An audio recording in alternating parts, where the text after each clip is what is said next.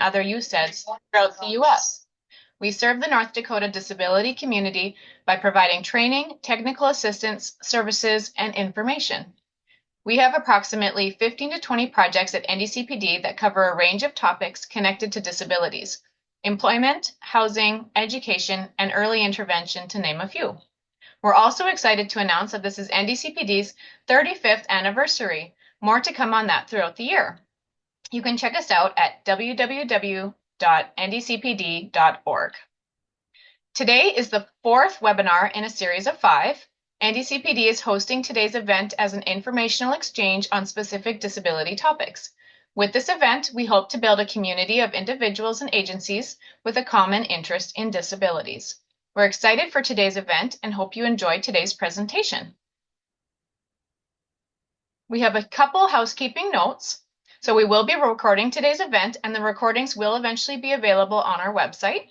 We'll have time at the end of today's session for Q&A from our presenter. To get your feedback on today's session, we will have a short online survey. The link for this survey will be in the chat at the end of today's session and also emailed to you after today's session. We will appreciate any feedback. Up to 5 contact hours will be available for social work or nursing, depending on how many sessions you attend. If you want contact hours, you must complete this online survey. As well, contact hours will only be granted to those who attend the live sessions. Watching the recordings after the fact will not count towards contact hours. This is different from last year. With that, I believe we're ready to get things started.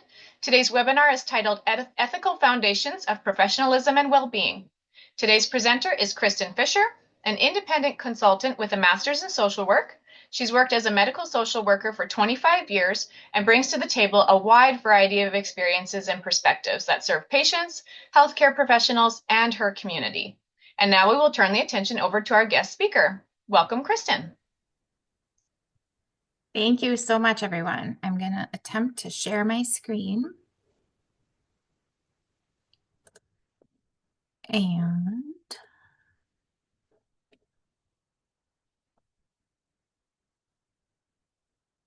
is it looking right? Looks great. All right, thank you. I love tech. I couldn't be sitting in my living room talking to you if it wasn't there, but sometimes it's the bane of my existence, I swear. So glad it's working. Well, hi, everybody. I am delighted to join you all today and am grateful to the planners of this webinar series for including me in it. There are a lot of amazing presentations, and I'm honored to be a part of the series. Grateful for you taking your noon hour to spend some time with me, with all of us as well, talking about the topic of ethical foundations in professionalism and well-being. So for those of you who may not be able to see me, I am a middle-aged Caucasian woman with curly brown hair. I'm wearing a turtleneck because it's frigid where I live in Fargo, North Dakota today. And right beforehand, I spilled some coffee on my sweater. So we're going to be talking about professionalism while I have a big stain because I don't want you guys to all feel intimidated. So you are welcome. I really don't have anything to disclose. I have no relevant financial disclosures. The one thing I will say is because I am giving this presentation from my home, if I happen to get a delivery during this, my dogs will go nuts. So I apologize in advance for their help with my presentation if it should happen. I realized after I got started pulling everything together that the topic is very broad. And so I'll do my best today to present everything in bite-sized pieces that hopefully will give you some motivation to look into all of it a little bit further. And I will be sharing the slides with some references on there. So if you want to do a little independent study afterwards on any of these topics, feel free to do so. But in short, we have a few things we'll try to accomplish today. And I am fine if you have a burning question, if you want to drop it in the chat. The planners can let me know if you have the question. We can address it as we go because I would hate to run out of time and not be able to address them. I apologize in advance that I talk fast, but I do want to make sure we can get through things today. So we'll talk a little bit about why are we here talking about this? Why do these big words of ethics, professionalism, and well-being matter? What difference does it make in the work that I actually do day in and day out? What are professional boundaries? It's a scary word, but we'll try to make it a little less scary. How do I actually demonstrate professionalism and know if I have it or I don't? And then how can I achieve professional and personal well-being? And if we have enough time at the end, we'll talk about achieving world peace because it doesn't seem like we bit off enough to handle in an hour. I do recognize it was nice to see in the chat where some of you are from and the jobs that you have. I do recognize that not everybody comes from the same background or has the same credentials or education or job roles necessarily. And so throughout the presentation, when I refer to the people that we're providing care to, I primarily say clients. I've worked in healthcare for 25 years and I might accidentally say patients. It doesn't matter. It's all the same people. And some of the references are to social work because that is the discipline that I work in, recognizing not everyone else does, but many of these things are generalizable across disciplines. Really what we'll attempt to do today is think about the different foundational pieces of professionalism and well-being and ethics that come together in a structured and strategic way, hopefully, to move us from being human service providers, which regardless of our title and role, all of us work with humans pretty much. And so in that sense, in the very general generic sense, we're all human service providers. Knowing that if those pieces fit together the way we hope they will, we can achieve our end goal, which is professional and personal integrity. So we'll start with the end goal and kind of work our way back. And really, and I like this quote from Brene Brown. Lately, I have been all in neck deep on her Dare to Lead podcast. I highly recommend it if you haven't listened to it, because even if we're not all managers or supervisors or directors, we can all be leaders no matter what our role is. But I like the way that she describes integrity here, which is choosing courage over comfort, choosing what is right over what is fun, fast, or easy, and choosing to practice our values rather than simply just professing them. Really, essentially, integrity is the foundation of acting as a professional. And acting ethically, being professional, ensuring the well-being of clients and ourselves. The flip side of that is it's also the most at risk if we don't do all of these things. And so that's why it's really an important end game to the piece. When we think about characteristics of integrity, it's kind of a vague term. We can have professional integrity, which is really sort of what other people see about us, how they would describe us, how our work and what we do in our work life is experienced by others. And then we can have personal integrity, which is really taking care of the core values and the things that mean the most to us.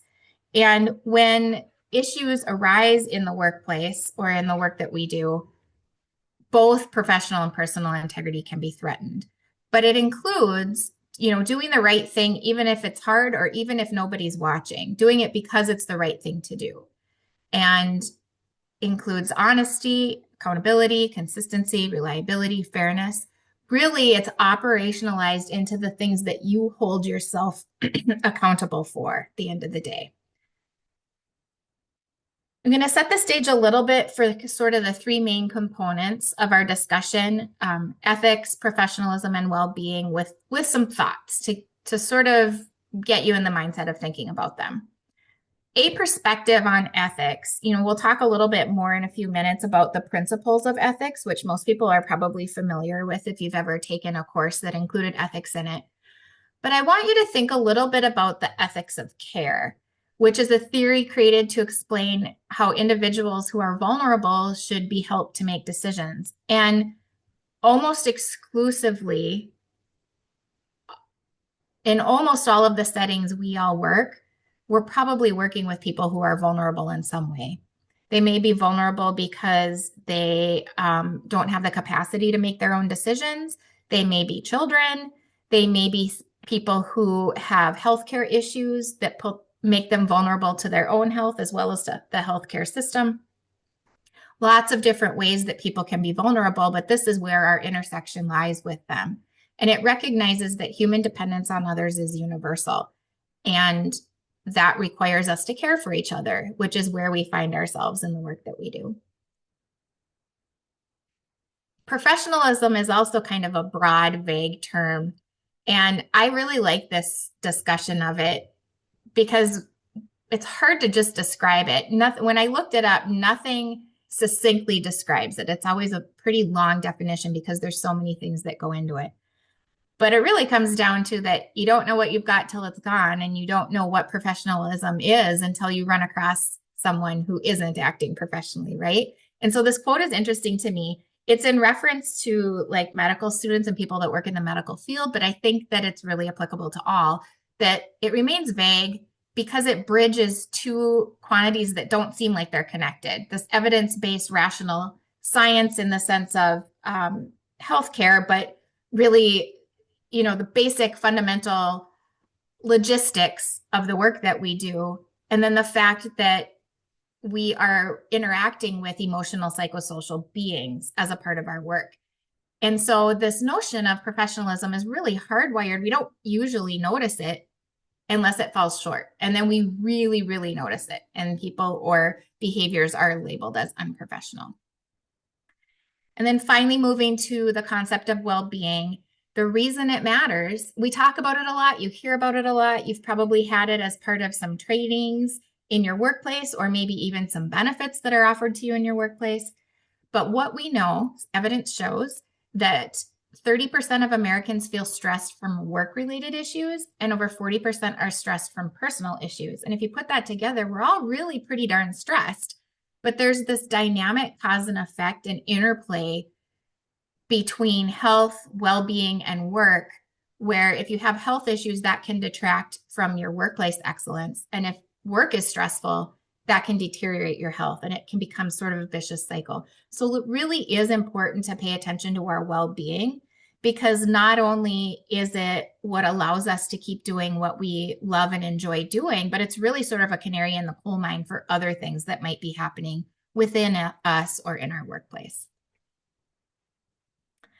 So we'll kick off a little bit deeper discussion with talking about ethics. And you might be wondering, how does this apply to what I do every day in my work? We'll touch on these things listed here. There are a lot of aspects of ethics, and I'll go through them pretty quickly. But I really encourage you, if anything resonates with you in our discussion about ethics, to look into it a little bit further. I think that what you'll recognize is that although we're talking about these issues as three sort of separate topics, ethics, professionalism, and well-being, they really all interact in a way that one plays off the other. If one isn't going well, the other one doesn't go well. If we're really strong in one area, we're probably strong across the three. And so they really are more interconnected than they are separate. I mentioned we were going to talk about the principles of clinical ethics. I do want to note that these aren't the only ways to work through ethical situations. And in fact, probably my favorite framework of ethics isn't listed on here, but it's narrative ethics, because the work as a social worker, especially the work that we do, whether we're in the middle of an ethics consult in an institution or just interacting one-on-one with the people that we care for and serve, it's an interaction between human beings, right? And all of us bring to the situation that we're in the collective history, experience, highs, lows. It could be baggage. It could be triumph. It could be trauma. We all bring our story with us to every interaction with other human beings. And so do they. And so understanding people's story can often help us understand how we interact with each other, or maybe when things aren't going so well. So I think that the story is foundational to the rest of any discussion with ethics. But at any rate, when we talk about principles of ethics, it gives us a common vocabulary to reference when we consider situations where it seems like ethics may be challenged. We'll start with, there are four main principles that we'll get to in a second that probably you've all heard of, but we'll start with the two that really underlie all the rest. And the first is dignity of persons, which is the principle that human beings bear inherent, intrinsic, unconditional worth just by fact of being human, and they should be valued because of that fact.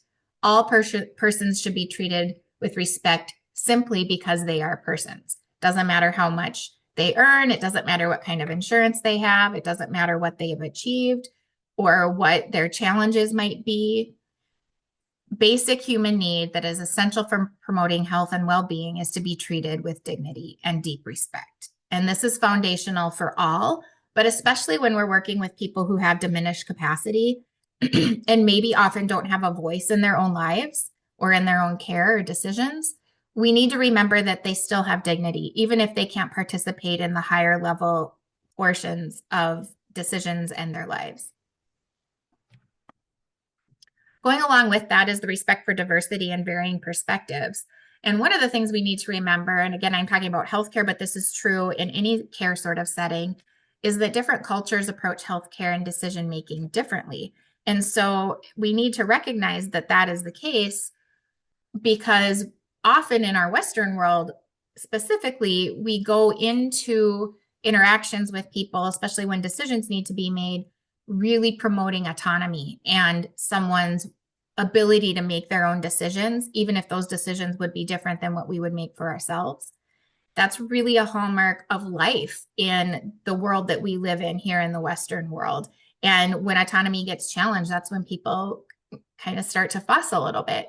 But we also need to keep in mind that in certain cultures and certain families, that's not the priority. It may be that the elder within the community is really involved in decision making, or the elder male in the family is the one everyone goes to for decisions. And so we can't make assumptions about how the culture more broadly or family culture of the person we're working with functions. We need to ask those questions. And we also need to recognize that sometimes people will make decisions that are different than we would make for ourselves or want made for us, but we need to respect that. Moving on to the 4 main principles, I'll do this pretty quickly because you've probably all heard of them, but we mentioned respect for autonomy. This is especially important when people are making decisions because it helps us ensure that they are being informed in the informed consent process, which we'll talk about more in a little bit, and recognizing that people do often make decisions that are different than we think they should make for themselves, but if they're competent adults, they are able to do so, and we need to respect that as well. Beneficence and the next one, maleficence, are essentially 2 sides of the same coin. Beneficence is the side for good, acting for the good on behalf of others, and going above and beyond what we're obligated to do, to doing what is right and what is good. We think about the golden rule often when we interact with other people, but we should also consider the platinum rule, which is treating other people the way they want to be treated and recognizing that that might be different than how we would want to be treated in a similar situation. And the flip side, as I mentioned, is non-maleficence. So if beneficence is doing good, non-maleficence is not doing harm, non-bad. Maleficence, I think the movie has helped people understand what this word means a little bit, but essentially she was bad. So non-maleficence is non-bad. And when we're making decisions or caring for people, we need to keep foremost that when harm isn't avoidable, in some cases, harm will happen no matter what. We need to ensure that the harm is less than the good that is achieved. And we need to focus on preventing and reducing unintentional harm and recognize that sometimes harm outweighs the good. And so the best action is no action because doing anything would be more harm than good. And then finally, justice, which is probably a term we're all familiar with, but in basic, it's acting according to right conduct, including fairness, non-discrimination, integrity. There's that word again, right? Consistency, treating people equally regardless of their background, and uniform standard of quality regardless of who someone may be or what they have access to.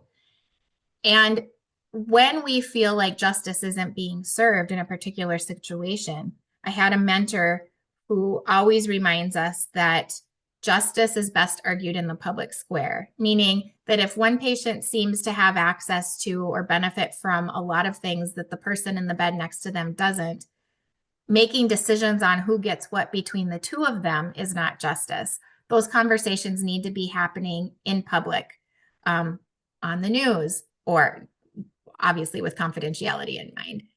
at the voting booth, with our lobbying to make sure that fair and safe laws are passed.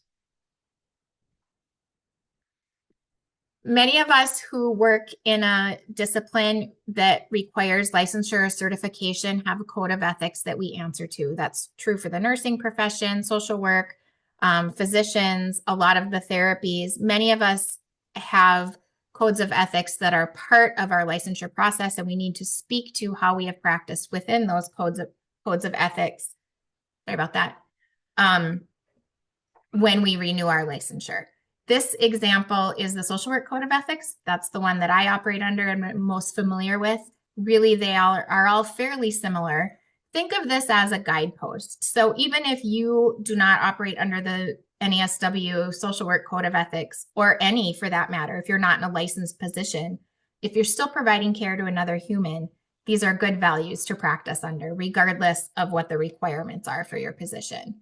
And so some of those are familiar. You'll see justice, dignity and worth, integrity. Competence is really important, that we practice with competence in what we are being asked to do.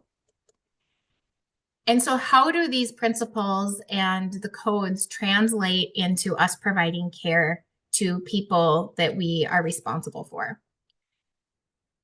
When we think about the principle of autonomy, that includes helping to uphold people's self-determination and respecting their rights to determine the things that they are able to determine.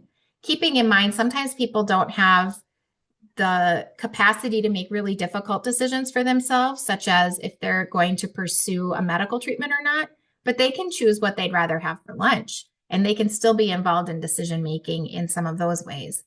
And then also, it's really important for us to be willing to stand up and advocate for people's autonomy with either other members of our team or the public or politically, to make sure that clients and families' decision-making and quality of life is upheld when sometimes they don't feel like they have a voice for themselves. We did talk a little bit about informed consent, and certainly that comes into play when someone's choosing a medical treatment. There are other instances as well. The important thing to note is that the informed consent, the important piece, is not the piece of paper that you sign to say, yep, I'm willing to have that procedure, or yep, I'm really willing to be involved in that situation. It's the dialogue that constitutes the informed consent. And so as care providers, we can kind of be the go-betweens to make sure that what was being explained to someone was actually understood and perceived and processed accurately by the person receiving the information. And then there's competence again with non-maleficence, knowing that knowledge and skills are essential to practicing when we care for people with disabilities. The individual needs of the client, respect for the client's choices, and elimination of medical and institutional bias can all play a role in that competence, as well as the actual skills that we practice. When we talk about beneficence, doing the good, one of our roles can be screening and assessment. And that can be formal assessment. If we are a social worker or a nurse, that's typically part of our workflow. But anyone who's working with someone who has care needs can do an assessment of sorts, in which we engage clients in identifying what their needs are and supporting them in establishing their own priorities and goals while we uplift their strengths. So many times when we encounter people who need care from others, the highlight is on the deficits, because that might be what brings them to us. But we also know that a lot of people wouldn't have gotten to where they are if they didn't also have strengths. And harnessing and capitalizing and recognizing these strengths is really important in helping people to reach their own goals. We talked a little bit about social justice and that advocacy piece. It also plays into health equity, knowing that not everyone starts on a level playing field and has access to the same care, the same resources, the same insurance, all of those things. And it's important to remember that that happens, as well as that we are responsible for helping to improve that situation if we can. If someone can't get to a medical appointment because they don't have transportation, then one of our interventions can be to help them find transportation so that they are able to access the same care as someone who has their own car. Dignity of persons, there's that cultural competency again, understanding that everyone comes with their own story and background, and knowing that we can't make assumptions about what is important to someone just based on what we know of their background, because everybody, even within a certain group, is different and celebrates and believes and practices differently. Respect for diversity and varying perspectives is important to remember that person and environment philosophy that is a hallmark of social work, especially. Everybody is a factor of the environment that they're in some ways. And so when we talk about like social determinants of health, I'm sure you've heard of, again, that health equity level playing field. Sometimes the situation people are in is so impacted by their environment that the only way to help the situation is to, in fact, impact that environment as well. And then collaboration. I think we often end up in go-between sort of situations, right? Where the client needs to be the center of their healthcare team, and teamwork between the practitioners and the families and the patient all need to happen in order to have good outcomes.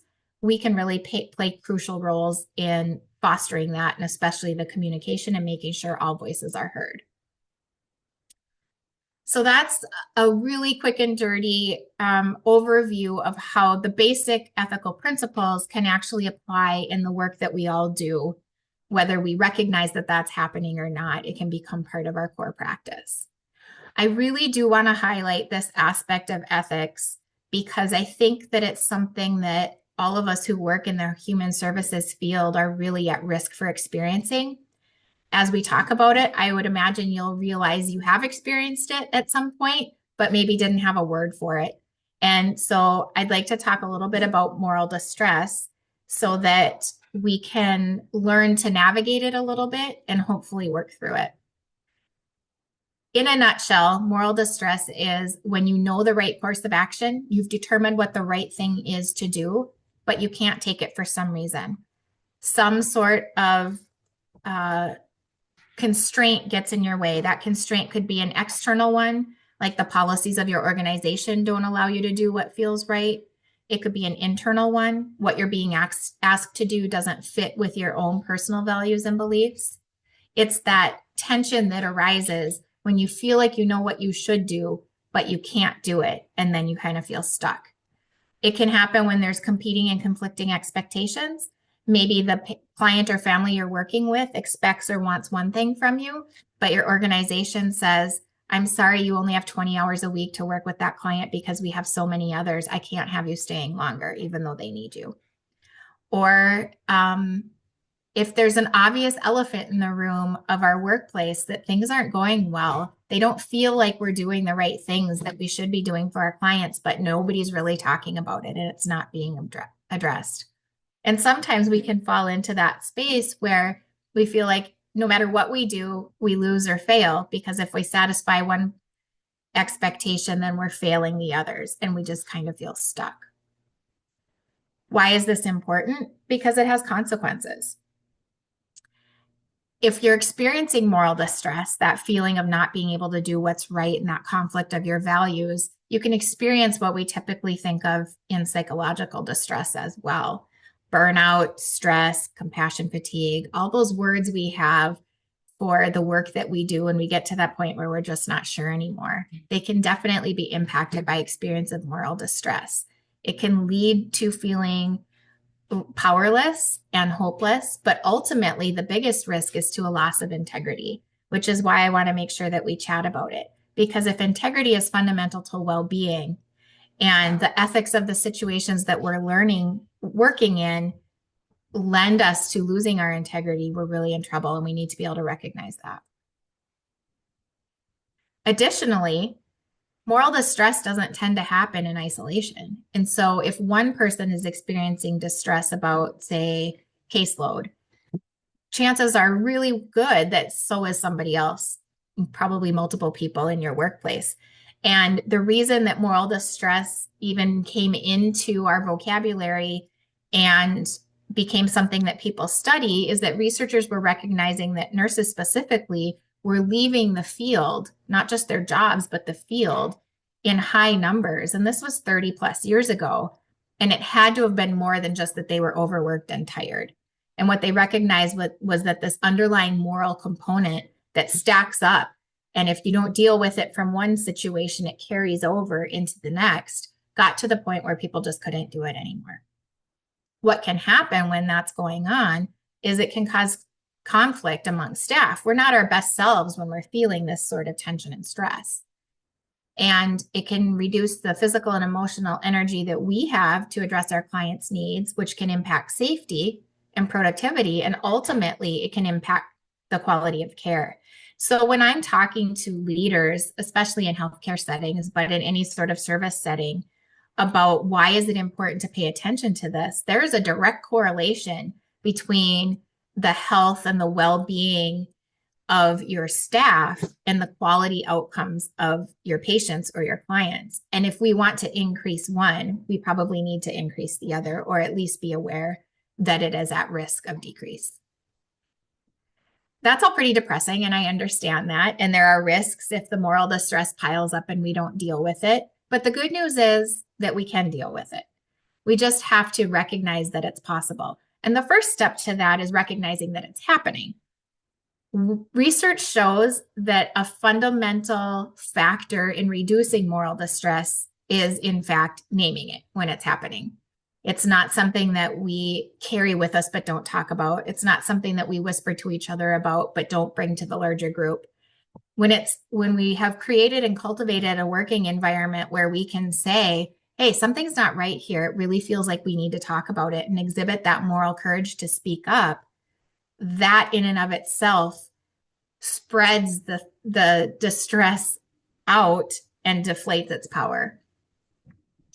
We can also minimize the risk of it by learning and practicing good communication with each other, with our clients and their families, and doing so when things aren't going well in a way that articulates a sense of concern. So I always kind of laugh at the recommendations that we have to become a highly reliable organization in the hospital that I've worked at for a long time. One of the things that we're supposed to do is reflect when something's not going well and say, help me understand. And I fully recognize that if you're not in the best place, that can come off so snarky, like, help me understand why you refuse to help me with this patient. That's not going to be helpful. Tempting, not helpful. But if we say it in a way that's like, I was advised that I'm not able to spend a little extra time with this patient who needs me today. Can you help me understand why that's the recommendation that I was given? Because it kind of seems counter to what we say we have our values.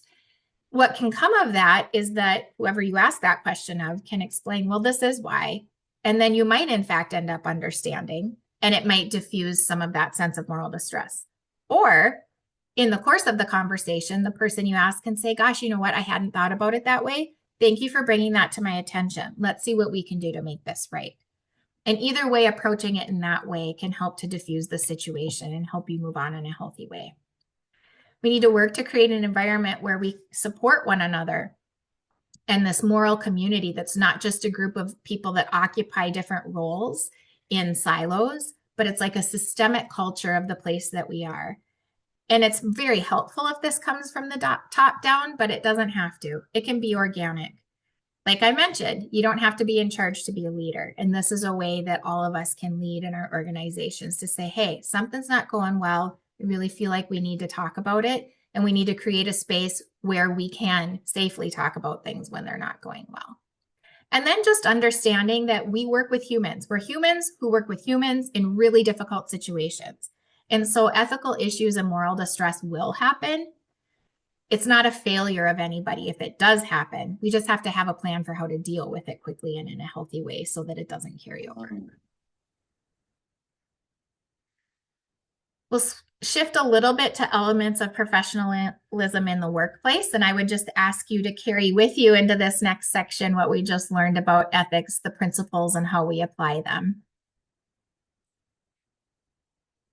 And there are some practical aspects of professionalism. It's again, like I said, kind of a vague word. What does that really mean? You maybe don't know until you're not doing it, right? There are some attributes though: accountability, altruism, excellence. There's that word integrity again, right? Sensitivity to diversity. You can see how they all come together: ethics, professionalism. And utilizing or demonstrating these behaviors and attitudes shows a high level of competence in what we do. It helps us to build good relationships, to avoid misunderstandings and communicate well, to make decisions that benefit both our employer and our clients, and to maintain professional boundaries, which we'll talk about a little bit more in a second. But really, professionalism, we're not just talking about the things that you can do so that you get hired after an interview, like if we don't show up with our shirt ironed, but like seriously, don't show up without your shirt ironed. But once you get through the door and into the workplace, what sorts of behaviors and attributes can we demonstrate showing that we're professionals? I mentioned at the end of it, professional boundaries. And I bring this up with a little bit of hesitation because it can sound a little bit scoldy and prescriptive, like don't do this, do that. I recognize that it's a lot easier said than done when you're actually in the working environment. So my hope, my ask of you would be to take these recommendations and guidelines into consideration and at least note when you're in a situation where you're tempted to move across them, knowing that things are kind of blurry sometimes. So professional boundaries are essentially guidelines for professional behavior. The important thing is that they're client-centered. These boundaries are for the protection of the people that we serve. They do protect us as well, but ultimately the important piece, professionally what our obligation is towards the clients. And they're our responsibility. So we are in a position to make choices that our clients can't, and they're often dealing with difficult issues. So it's our responsibility to make sure boundaries are maintained, even if the clients push on them. They're impacted by our positions of authority. And I am quite certain that a lot of us don't often feel like we have a lot of authority in the situations where we work and the care that we provide. We probably feel like we have the least of it compared to everybody else involved sometimes. I fully recognize that. But when we are there in a hired position to provide a service to someone else, there is an inherent disconnect in power because of the fact that we are providing something that someone else needs. I give hours-long presentations specifically on professional boundaries, so I'm cutting it short for us today, but I usually include a slide that has a picture of Spider-Man because my favorite line in that movie is that with great power comes great responsibility. And although we don't necessarily always see it and clients may not acknowledge it, there is a power differential when we are in a helping position. And so it's our responsibility to recognize that. I like this description of what professional boundaries are, that they're like a fence between your house and your neighbor's house that help you see where the property line or the boundary is. And so to make sure that we're maintaining them, we need to learn about our own roles on our side of the fence and also what their roles are on their side of the fence. And we can't expect that our clients or our patients know their roles. So some of our job is to help them understand that in a compassionate and non-judgmental way. So I mentioned I don't want to should you with the do's and don'ts when it comes to boundaries, but this is the easiest way to put together some of the trickiest ones, the pitfalls that we tend to face.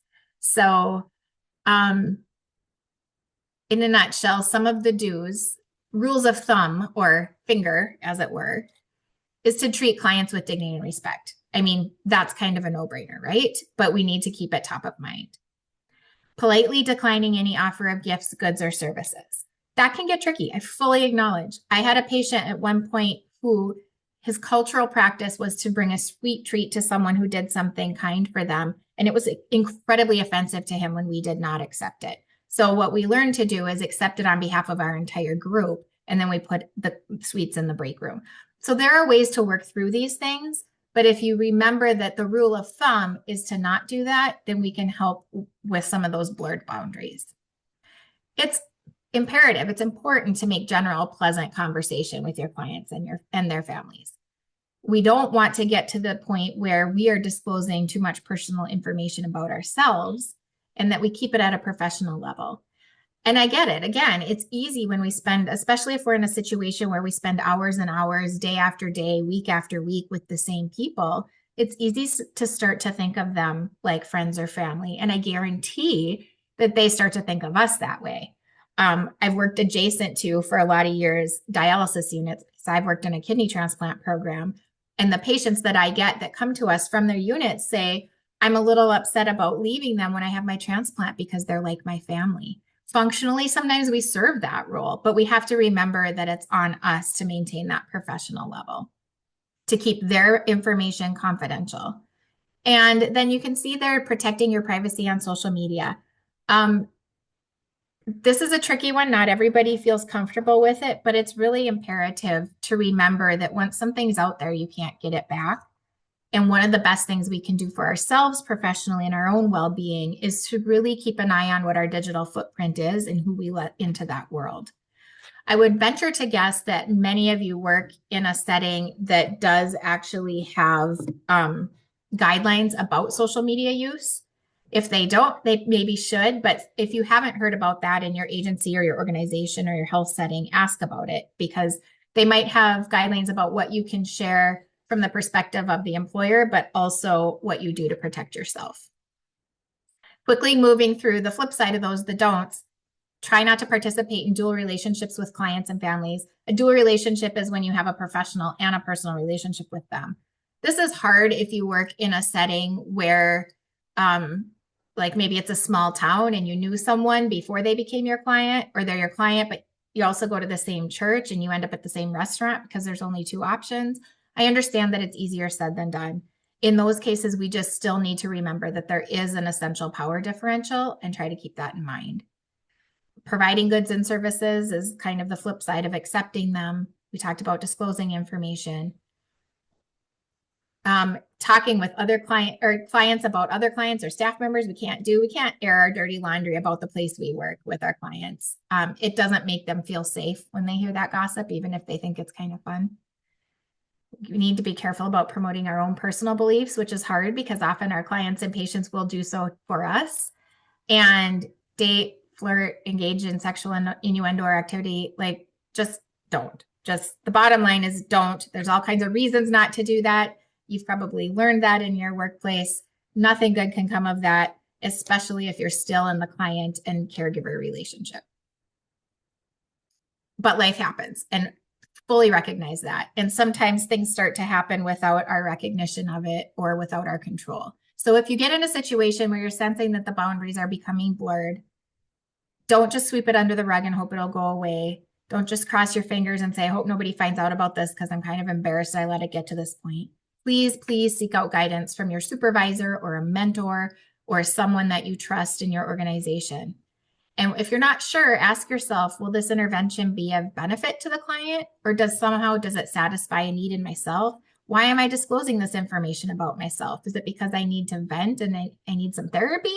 Or is it because I think it will actually help the client? Conversely, if you find yourself in a situation where you're kind of distancing yourself or showing disinterest, it might indicate that there's a boundary issue at play and you need to seek out support for help with that. Sometimes the resolution to that is to not care for that client anymore if it's gotten to that point. Our hope is that it doesn't. But whatever it is, don't just try to sweep it under the rug. It was a very quick overview. Boundaries are very complex. And so again, if you want further information about that or would like to chat about it further, please let me know. I apologize that we have to go through it so quickly. So when we talked about ethics and professionalism and professional boundaries, putting it all together to make ethical decisions, how do we do that? Consider these questions for yourself if you're really not sure what the right course of action is. If you're considering doing something, would you do that with and for any other client or just this particular one? Would you recommend that a colleague or coworker do the same thing that you're considering doing? If the tables were turned and you were the client or the patient or the family member, would you want a professional acting in that way? Or I think the best rule of thumb is if you do X, Y, Z, whatever it is, would you be comfortable if it ended up in the newspaper, on a billboard, on social media, or if your grandma found out? And if the answer is no to those things, probably don't do it. And then what actions would your mentor, supervisor, or someone that you really admire take in the same situation? Sometimes that can help us determine what to do.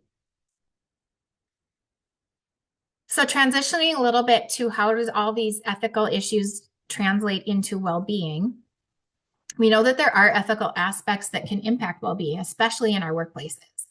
Having ethical leadership fosters a supportive, fair, and inclusive work environment. And the flip side is when our leadership doesn't act in an ethical way, those things don't happen.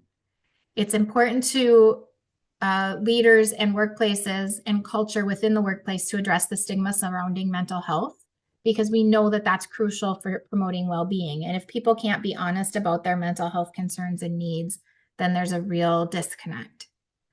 It's important to consider data security, privacy, and confidentiality, not only when you're seeking support in the well-being area, but also your personal safety. And, workplace violence has become a really big issue, especially in healthcare. So making sure that organizations are protecting people's emotional, technological, and physical safety is important. And then well-being initiatives need to be equitable and just, of course.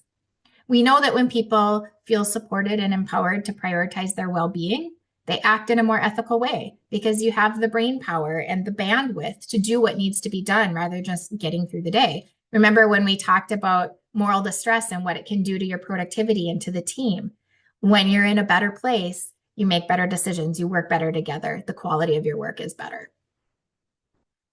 We identified some of these barriers to well-being, and you can see what those are again.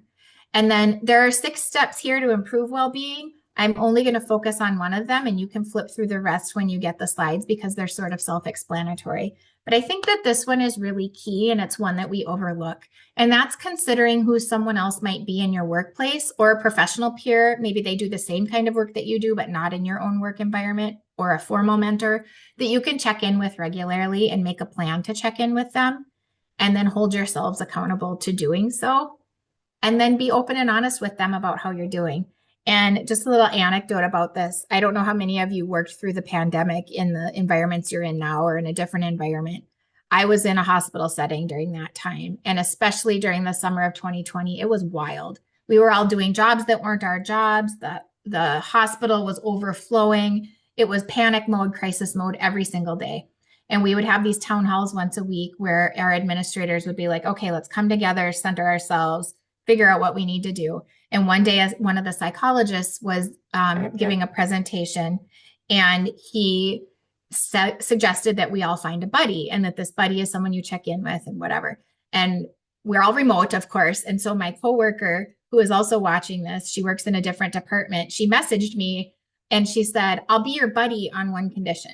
And I'm like, okay, what's that? And she's like, well, I know that when you ask how I'm doing, I'm going to tell you exactly how I'm doing. And I'm going to say, this is hard. This is rough. I'm going through this with my family. This happened at work. And then I'm going to ask you how you're feeling. And you're going to say, I'm fine. And I'm only going to be your buddy if you refuse to be fine, if you're honest with me. And that struck such a chord with me because she is absolutely right. That is what I would have done. That is what I do in our friendship as well as in general. And so having someone that can hold you accountable to not be fine when you're not fine, and to talk about that and explore that, and then that can provide supportive feedback in that scenario and help you lead you to resources if needed, is really important. You can see all these others that are, again, like I said, pretty self-explanatory, but can really be helpful to your own well-being. Well-being is beyond just taking a hot bubble bath with a glass of wine, although that can be helpful sometimes if you need a reset. There's so much more to it, and I really encourage you to recognize the leg of the stool that is in our overall professional lives. So again, putting the pieces together, we have all of these things that we've discussed that move us through working as a human service provider to being a person who operates with professional and personal integrity. And all of those pieces are important. If any one of them falls out, there's a hole. And so it's important to keep those in mind and work in that direction. I love to leave with a couple of quotes that will hopefully sit with you long after you forget the rest of what we talked about. And I found these that I think are really powerful. I love the one from Martha Beck, that peace is your home and integrity is your way to it. And everything you long for will meet you there. Every time I read that, I get something more out of it. And then in honor of Black History Month and that we just had Martin Luther King Jr. Day, his quote that the time is always right to do what's right. It's not right to put off till tomorrow what we can do today. And it's always a good thing to do the good thing. Here are some resources for you to learn a little bit more about each of these things, especially about ethics, codes of ethics, moral distress. And then I have my email on here, and I would really be happy to talk with anyone who wants to explore any of these topics further. This isn't a pitch, it's an offer of support. I know that especially for March, Social Work Month, a lot of people are looking for a little bit more information or just really to kind of stand up or support social workers. And if there's anything I can do to help you with that, let me know. But thank you for your time and your attention. And it looks like we have a few minutes for questions if we have any. Wonderful. Thank you so much, Kristen, for that great presentation. That was great. We do have a few minutes for Q&A, so if anyone wants to put anything in the chat or feel free to raise your hand, we'd love to. We have a couple minutes for it. There was a comment. Can you put it back to the resource page? Yes.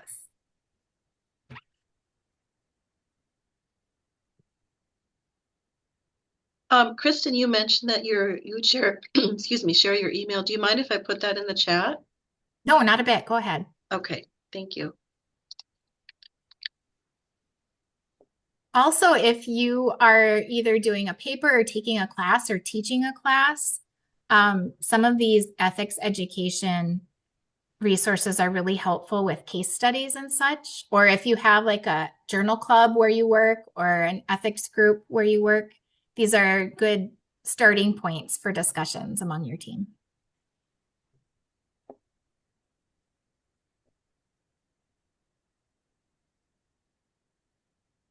And we will be adding the slides and the recording from today to our website either tomorrow or early next week. So that will also be available to everybody. Yeah, there's a question in there. Where are you located and do you go to places to present? I live in Fargo, and yes, I am not opposed to traveling to do it. Within reason if it's the middle of winter.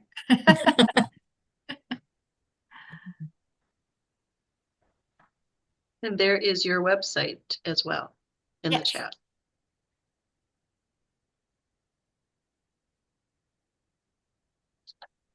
Perfect. Well, if anyone has further questions or anything like that, you can contact Kristen directly. And thank you so much again. And thank you everyone for attending today's webinar. We hope you enjoyed today's content. We'd appreciate any feedback via the online survey. So you can see the link in the chat there. Certificates of attendance will be emailed to all participants who complete the survey, and they'll be emailed at the end of the series. So that was different than what was originally stated at the end of the series. But once again, thank you so much for everyone's participation. Be sure to join us next week for our last webinar. We'll have Olivia Holter will present on the importance of early intervention and the basics of behavior interventions. So stay in touch with NDCPD by liking us on Facebook or checking us out on our website. And I hope everybody has a really great rest of your week. Thank you so much.